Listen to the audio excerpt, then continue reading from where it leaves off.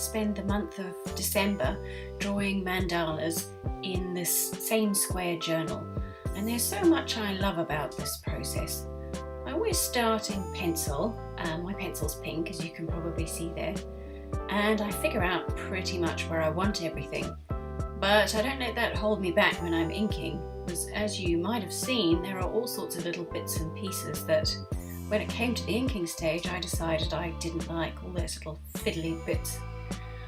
So I continually change and modify my original plans as I go along. So I love that sort of forgiving part of the process.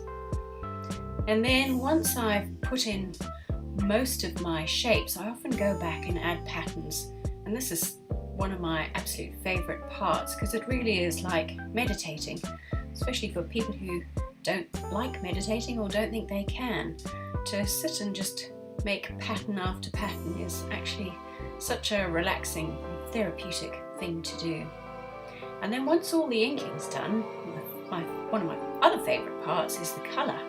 But even then, things can go awry. I had a purple colour scheme in mind, but in my meditative, relaxed days, it seems that I chose an indigo pencil instead of a purple one, so it became a blue colour scheme. That's the way it happens, and we just roll with it. And in the back of my sketchbook there, you probably saw I've got colour swatches. It's actually one of my favourite pages in the whole sketchbook, as I just love a page of happy splashes of colour. And it's very useful when I'm trying to figure out what colours to add in. And I like to use more than one colour in a shape, just to help add a little bit of extra interest and dimension to those shapes. Because there's so many different effects you can get.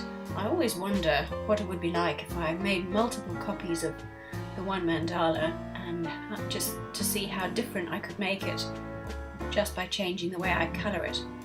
And again, I didn't pay enough attention when I added that blue to the big teal curly shapes, so I had to go back to my colour testing sample page and try and figure out which one it was so that I could use it again.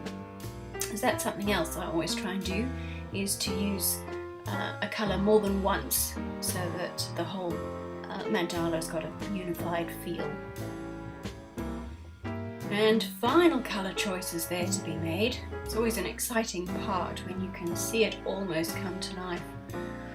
Often I wonder if I should just leave part of the white, as I like a bit of white space, but I think it feels unfinished.